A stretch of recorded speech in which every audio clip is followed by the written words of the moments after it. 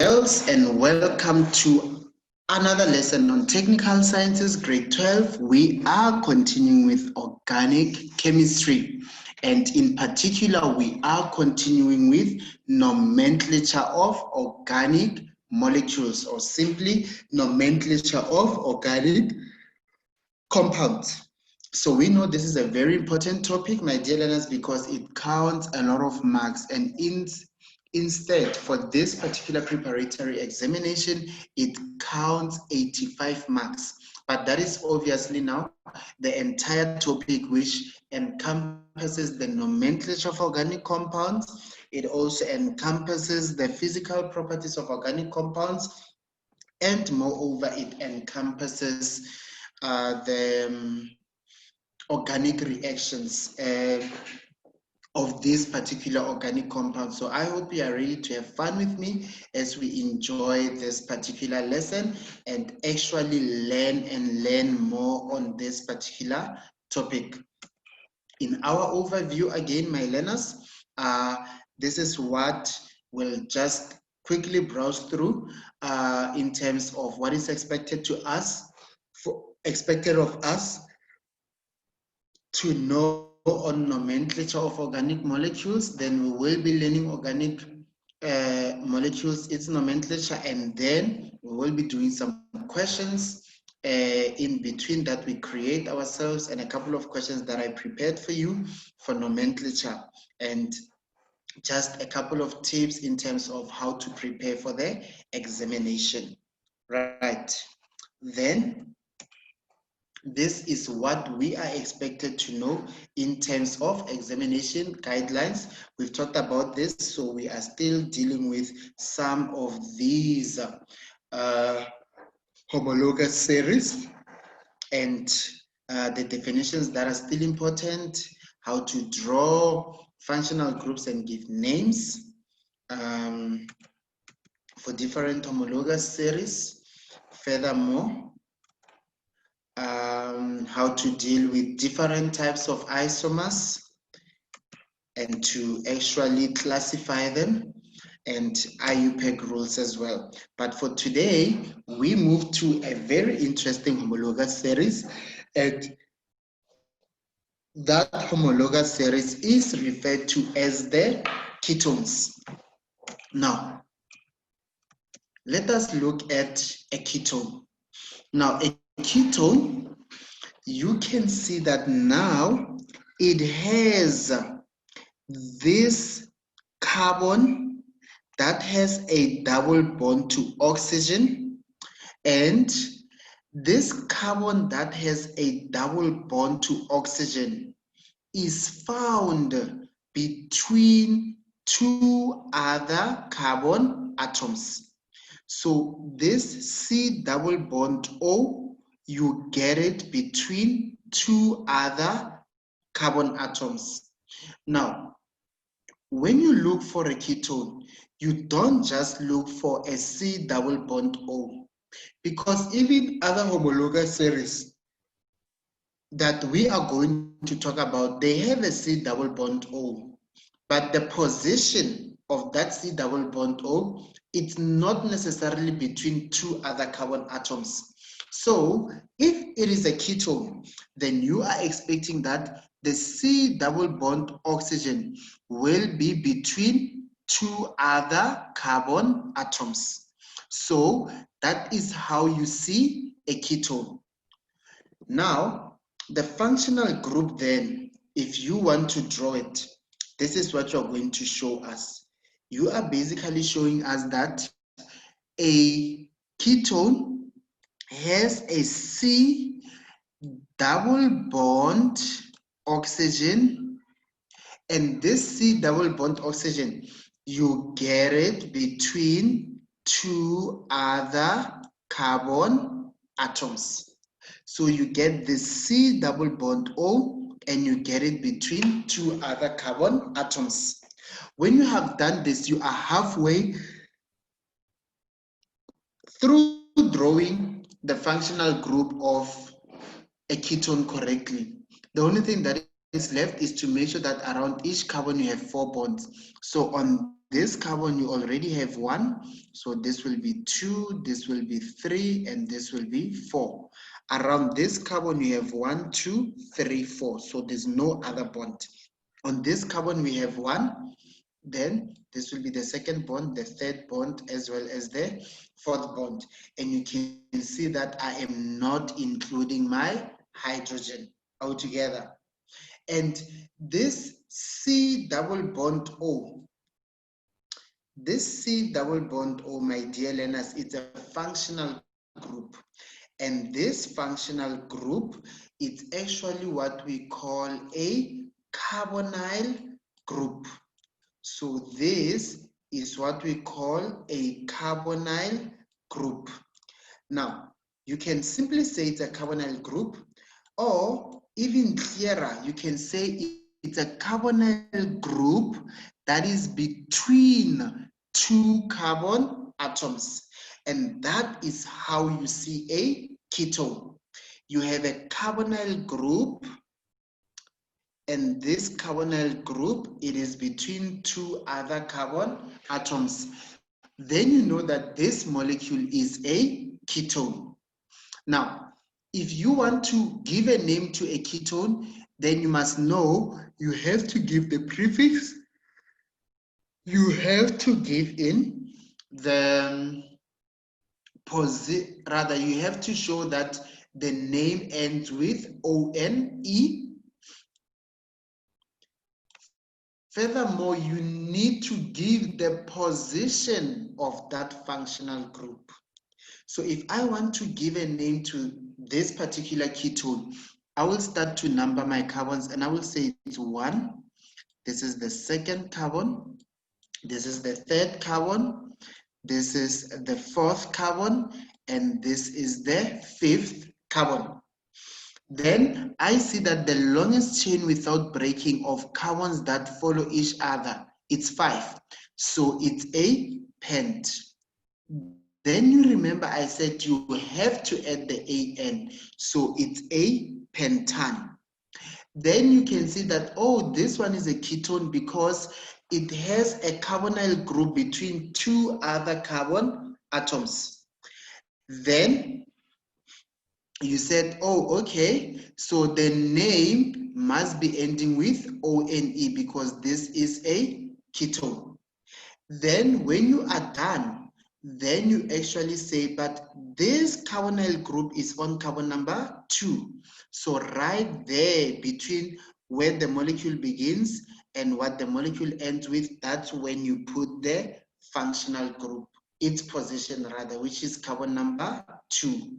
And then you remember that there must be a hyphen between a letter and a number, and a hyphen between a letter and a number. In other words, this molecule is actually a pentanone altogether. It's actually a pentanone.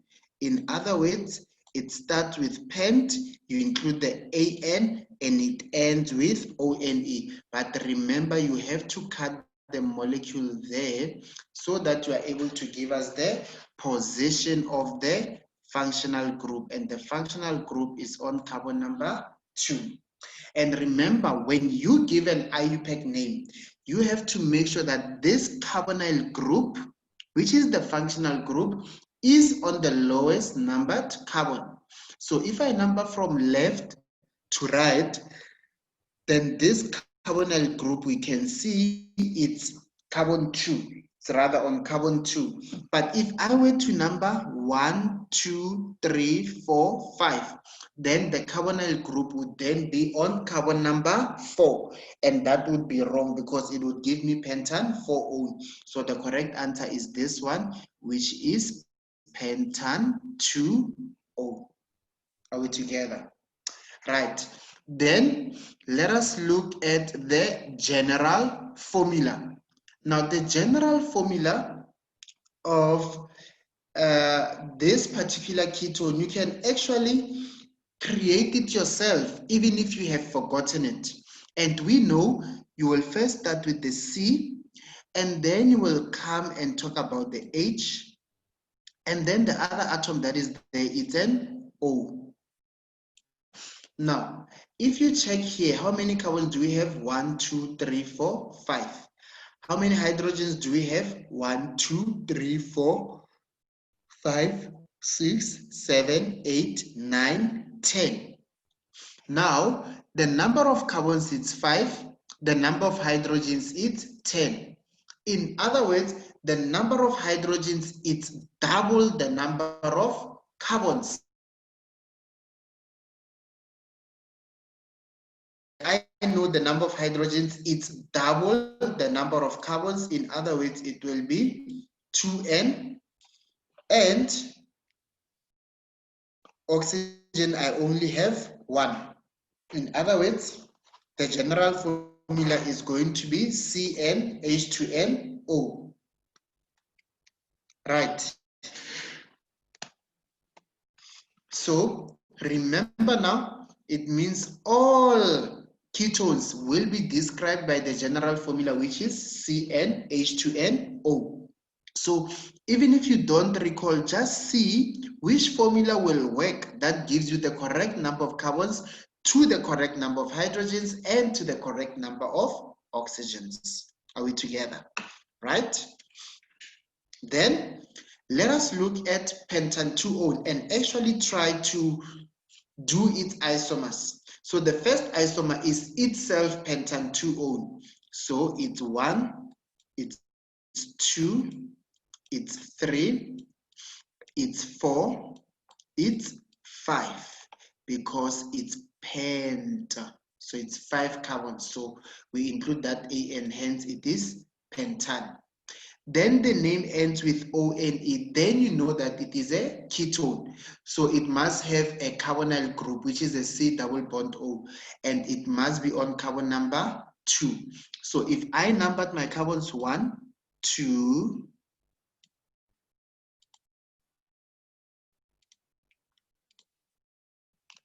there we go. If I numbered my carbons 1, then this one is 2, then that one is 3, then this one is 4, and then this one is 5. According to this, it means my carbonyl group, which is the C double bond O, it must be on carbon 2. And I can see that this is definitely a ketone because the carbonyl group is found between 2 other carbon atoms. Then the only thing left is to make sure that around each carbon I have 4 bonds. So this one had 1, so I put 2, 3, 4. And then this carbon has 1, 2, 3, 4, so it's done. This carbon number 3 has 1, 2, so I'll put the third one and I'll complete with a hydrogen for the 4th bond. This carbon 4 has 2 bonds, so the third bond will be with the hydrogen, the 4th bond will be with the hydrogen. Then the 5th bond, rather on carbon number 5, it had 1 bond, so the 2nd bond with the hydrogen, the 3rd bond with the hydrogen, and the 4th bond with the hydrogen. Now, if I want to create an isomer of this molecule, right, there is something that I can do. I can simply, and let's call this molecule 1. Now, I can just take that carbonyl group and actually move it to carbon number 3.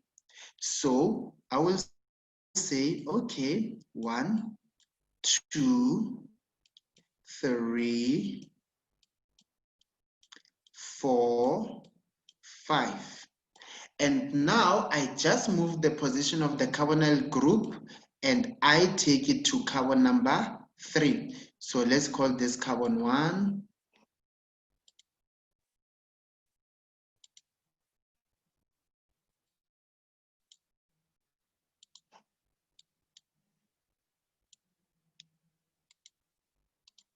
Right, let's call this one carbon 1.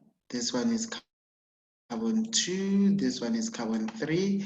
This one is carbon 4. And this one is carbon 5. Then what can I do here? I just put my hydrogens to make sure that each carbon has 4 bonds. So I'm just going to put my hydrogens there, and I'm making sure that each carbon has 4 bonds.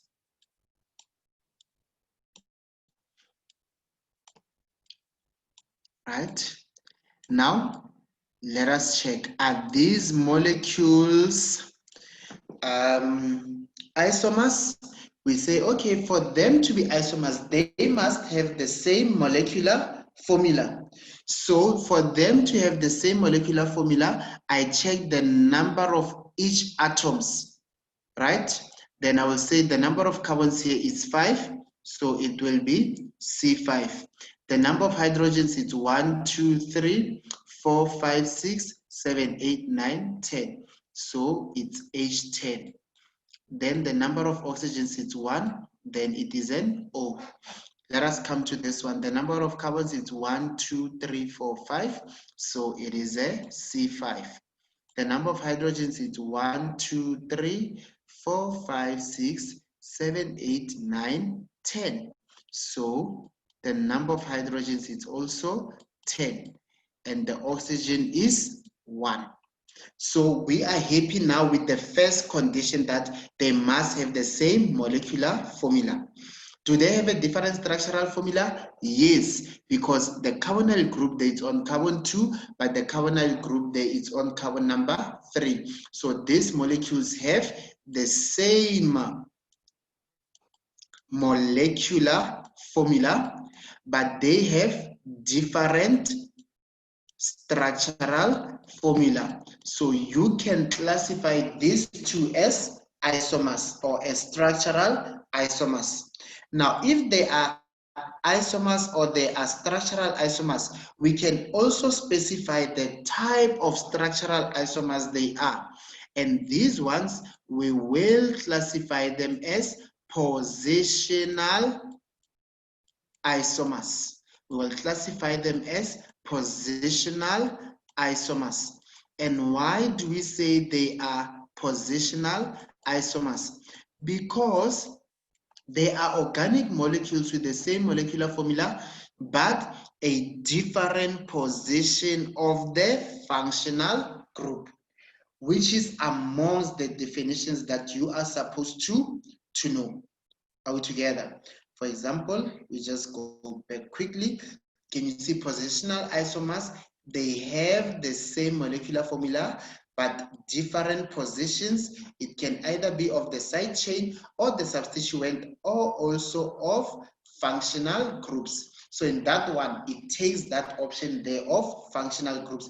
The molecular formula is the same, but the position of the functional groups is different altogether. So this can be classified, or in fact, they are classified as positional isomers. Right. Now we will talk about functional isomers, and perhaps I will revert back to another isomer of pentan 2O. Now let us move to another homologous series, and this one is actually what we refer to as an aldehyde. Now aldehydes, you are going to see them with a C double bond O, but the C double bond O is always going to be on the first carbon. So because this is the functional group, if I were to number the carbons, this would be carbon 1, this would be carbon 2, and this would be carbon 3. So there I have a C double bond O, and this C double bond is on carbon number 1. Why is it on carbon number 1? Because according to IUPAC rules, the functional group must be on the lowest numbered carbon. Even if I took it there, I took it from here and I took it this side, this would still be a carbon number 1, because then I would start numbering from right to left. But for now, I'm numbering from left to right. Now with aldehydes, the name obviously will end with the prefix that goes with the longest chain without breaking, which is the parent chain. But you see, the name doesn't end with YDE. The name actually ends with AL. You will remember that with most, it takes the form when what the name ends with normally is the last part of the homologous series, of the name of the homologous series. But with aldehydes, it actually ends with AL, which is actually what you get as the first part of the homologous series. So if I had to give a name to this molecule, I would say the longest chain without breaking has 3 carbons. So it's a prop and it has AN, right? So if it has that AN, it is the AN that I said we must always add, and then we said the name of aldehyde must end with AL. So this molecule is propanol.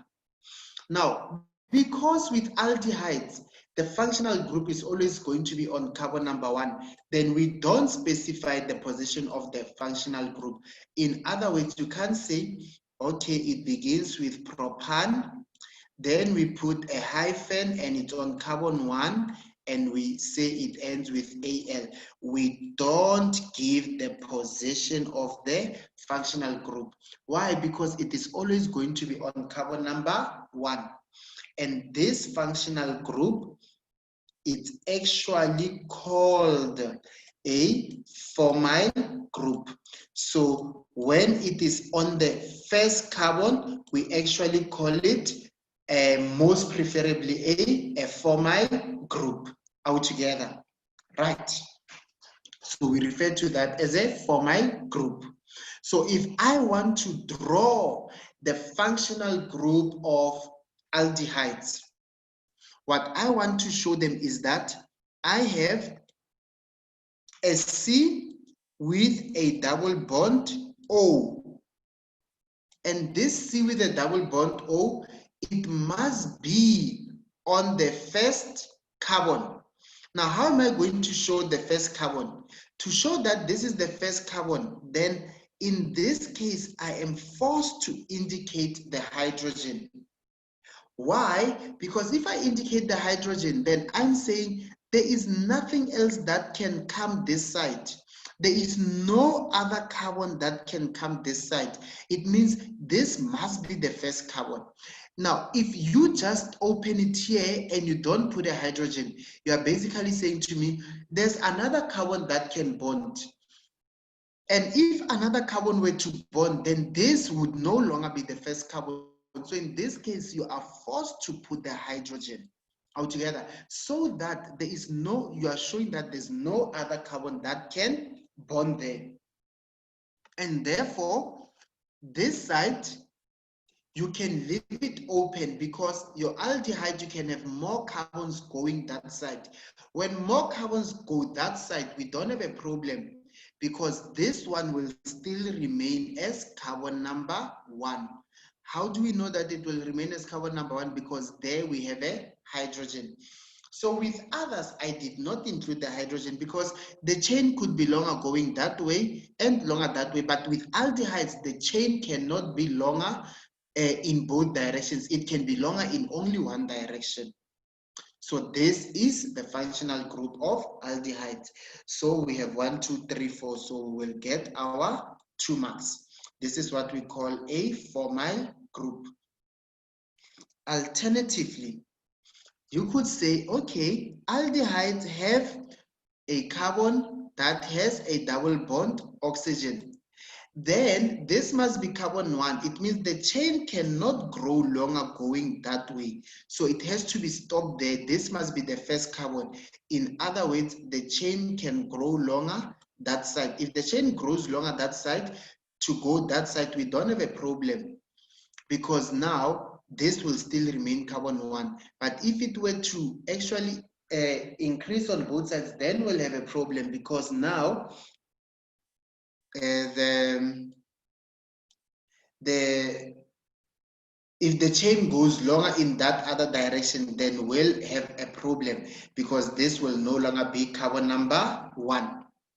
Then how do I work out the general formula? Remember now, You can just know it as it is, but let's see if we can work it out. So I can see that I have 1, 2, 3 carbons, and then I have 1, 2, 3, 4, 5, 6 hydrogens. In other words, for 3 carbons, I have 6 hydrogens. In other words, the number of hydrogens is twice the number of carbons. So if the number of carbons is n, then the number of hydrogens, it will be 2 times the number of carbons, and therefore it will be 2n. And I have 1 oxygen there, so it will be CnH2O. So that is definitely 2 marks altogether. Right, so that will be the general formula of aldehydes. Now, let us do isomers of propanol. So propanol, it's C double bond O with an H. Remember, we must have a C double bond on the first carbon. And if this is the first carbon, it means I can't have any other carbons there, so it must be an H. And then prop means 3, so I'll have the second carbon, and I will have the third carbon. And then I'm just going to complete it to have 4 bonds. So with hydrogens, I'll put a hydrogen there, I'll put a hydrogen there, I'll put a hydrogen there. How can I make this an isomer? If I want to make this an isomer, I can take this one and go and put it there. So I can take the C double bond O and make sure that it's actually there. Now, if I do that, it will be, the number of carbons must still be 3, so it's 1, 2, 3. And this double bond O, it comes there. So this becomes double bond oxygen. Then I complete my molecule with hydrogens. There's a hydrogen, there is a hydrogen, there is a hydrogen, there is a hydrogen, and there we have a hydrogen.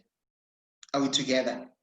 Now, if I have done this, we go and check, are they isomers? And we say yes. Why? Because the number of carbons here is 3. 1, 2, 3. The number of hydrogens is 1, 2, 3, 4, 5, 6. Okay, that one wasn't written nicely. Right?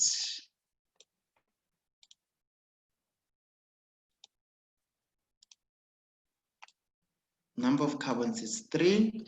The number of hydrogens, we read them, it's 6. The number of oxygens, it's 1. Then we come to this one. The number of carbons is 1, 2, 3. Good. The number of hydrogens is 1, 2, 3, 4, 5, 6. Good. The number of oxygens is 1. So we are happy with the fact that the molecular formula is the same. Ne? And then what is happening now? The functional groups, they are actually different. Or rather, let me put it this way, the structural formula is not the same, because check there, the C double bond O is on the first carbon, but this one, the C double bond O is on carbon number 2. Now, the structural formula is different, so these are definitely isomers. Now, what type of isomers are they? These ones, we actually refer to them as functional isomers. Why are we saying they are functional isomers? Because they are organic molecules with the same molecular formula, but different functional groups. This is a functional group of an aldehyde, but this one is a functional group of a ketone. Why is this a functional group of a ketone? Because this is a carbonyl group that you are getting between 2 other carbon atoms. So this is actually an aldehyde. And then this other molecule is actually a ketone. So can you see, when I drew an isomer of an aldehyde, I actually drew what? A ketone. So this is a completely different homologous series. As a result, it is a completely different functional group. So these ones, we classify them as functional isomers. Why? Because they are organic molecules with the same molecular formula, but different functional groups. And I don't want you to actually misinterpret this and actually start to think that it's different positions of the functional group. It's not different positions of the functional groups. It's purely different functional groups altogether, because you can't really move the position of the functional group of an aldehyde. It must always be on carbon number 1. So the functional groups are different because I drew an isomer from a different homologous series. So they are organic molecules with the same molecular formula, but different functional groups, which is another definition that you are supposed to know altogether. So if we just go back to definitions of, okay, remember you have to know functional isomers, but I didn't indicate on this one, but you definitely need to know that functional isomers are organic molecules with the same molecular formula, but different functional groups, right? Then let us talk about carboxylic acids. Now, when you talk about carboxylic acids, the carboxylic acids will look like this.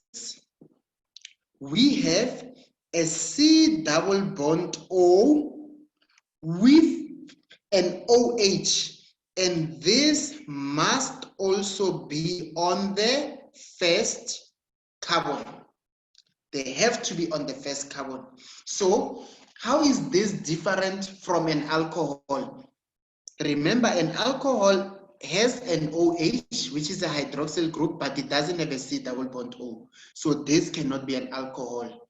Can this be an aldehyde? No, this cannot be an aldehyde, because an aldehyde only has C double bond O on the first carbon, but it doesn't have an OH. Can this be a ketone? No, it cannot be a ketone. A ketone, yes, it has a C double bond O, but we know we get it between two other carbon atoms. But furthermore, a ketone doesn't have an OH. In other words, when you have an aldehyde, rather when you have a carboxylic acid, then you need to know that it will have a C double bond O with an OH on the first carbon. And this group also has a name. The name of the functional group of carboxylic acid, we actually call it a carboxyl group. So if I ask you, what is the name of the functional group of carboxylic acid? You are going to say to me, Menier, that is a carboxyl group. Are we together? Right. Then, how do we give a name to this molecule? Now, this molecule has 3 carbons. So the parent chain will be a prop. And then remember, you must add that AN we talked about. So I add AN. Then all carboxylic acid, they end their name with oic acid. So the name will end with oic acid. So prop for 3 carbons, AN, because it's propan. Then because it's a carboxylic acid, the name will end with oic acid. Now, you cannot say to me the name of this acid is propan 1 oic acid. Okay, that one doesn't look nice.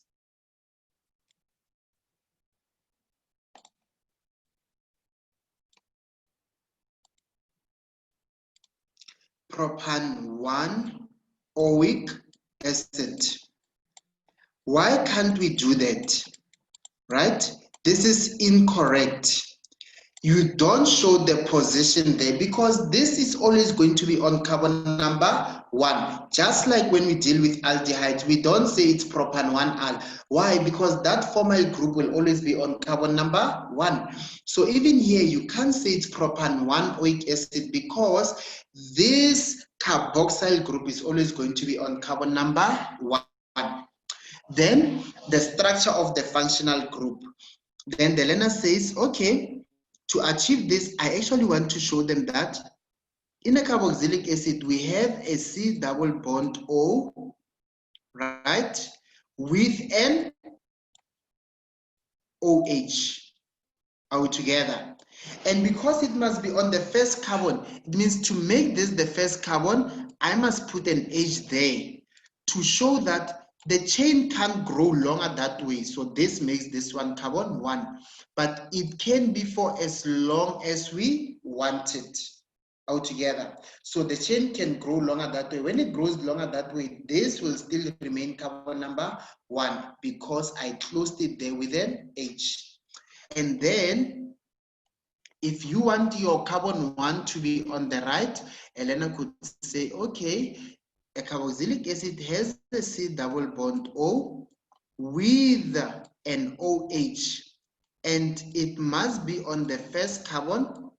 So I'm going to put an H there.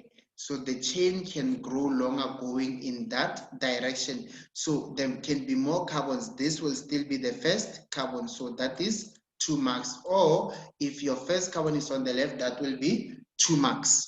Then I want us to work out the general formula. The general formula will be, we check how many carbons are here? 1, 2, 3. How many hydrogens are here? 1, 2, 3, 4, 5, 6. So if the number of carbons is n, it means hydrogen is actually 2 times the number of carbons. In other words, it will be 2n. And the number of oxygens that I have there is 2, so it will be O2.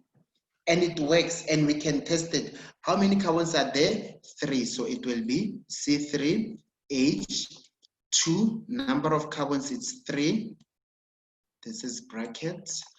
And then I will multiply, okay, as well as O2. So this will be C3H6O2. And we can definitely see that that one is actually correct. 3 carbons, 1, 2, 3, 4, 5, 6 hydrogens, as well as 2 oxygens altogether. Right. So when we want to name a couple of carboxylic acids, this one is C double bond O with an OH. So it's a carboxylic acid with 1 carbon, so it's meth, and then the AN, and it ends with oic acid. This one, C double bond O with an OH on the first carbon. Can you see the first carbon is on the right? So it's a carboxylic acid with 2 carbons. It will be eth, and we put the AN.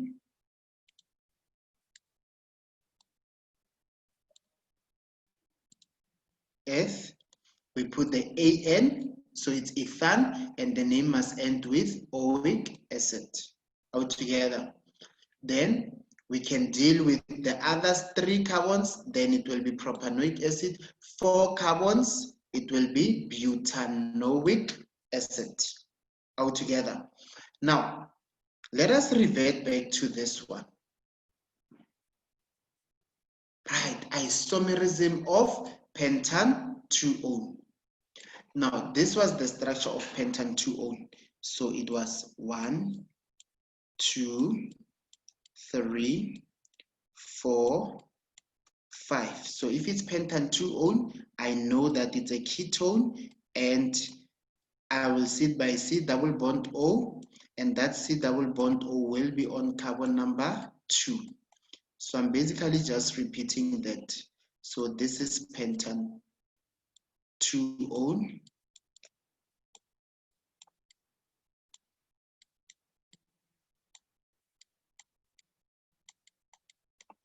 Just making sure that each carbon has 4 bonds.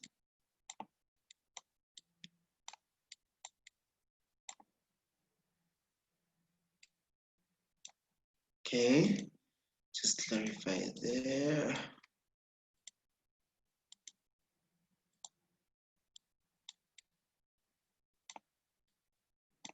Remember this one, we said it's pentan 2O. Now, what I did is, in the first one, I just moved from 2 to 3, the carbonyl group. So this is still a ketone. This is still a ketone, right? Because the carbonyl group is between two other carbon atoms, the carbonyl group is between two other carbon atoms. And hence I just said, because the functional group is the same, because these are both ketones, then it's the difference in the position of the functional group. But what if I move this functional group to carbon 1? So I still have 5 carbons. But now I move it to carbon number 1. If I move it to carbon number 1, it will be C double bond O, then I have 3, then the other bond will be there to make it 4. Just making sure each carbon has 4 bonds.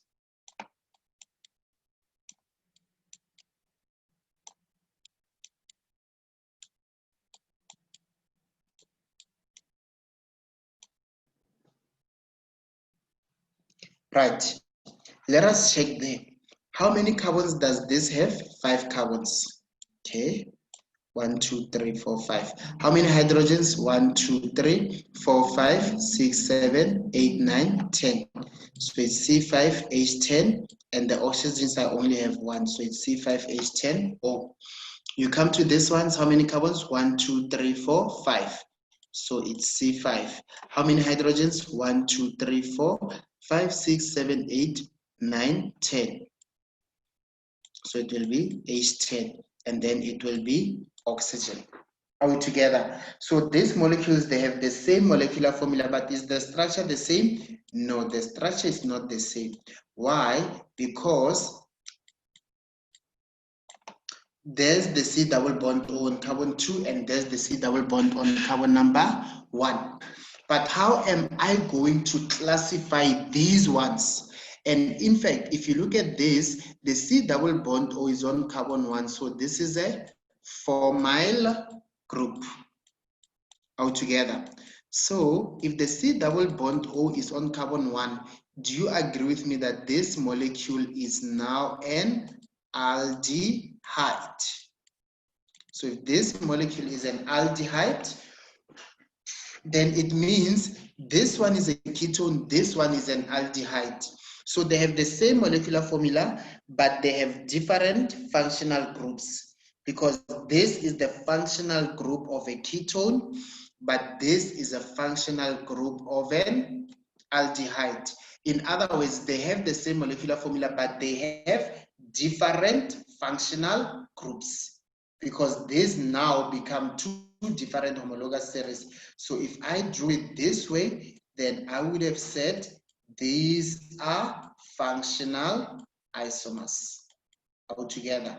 Why? Because the molecular formula is the same, but the functional groups are different altogether. Right. So that is that. And we have basically come to the end of our lesson for today. And for those that, okay, there was just one interesting question that I gave here, and I wanted to check if you remember what you learned yesterday. Which class of hydrocarbon derivatives, so what is definitely not a hydrocarbon, contains a hydroxyl group as a functional group? Remember, the one that has a hydroxyl group, it's actually your alcohol, so that will be 2 marks. So basically I was trying to show that it's important for you to know the names of the functional groups of your homologous series, and to prepare 29 marks for only nomenclature, plus minus 29 marks for physical properties, and plus minus 29 marks for organic reactions. Are we together? So that brings us to the end of the lesson. Please send me questions to stemdigitalschool@africateamgeeks.co.za. I hope that you have enjoyed the lesson for today, and I will see you again tomorrow, same time, same place. Thank you so much, and enjoy the rest of the evening.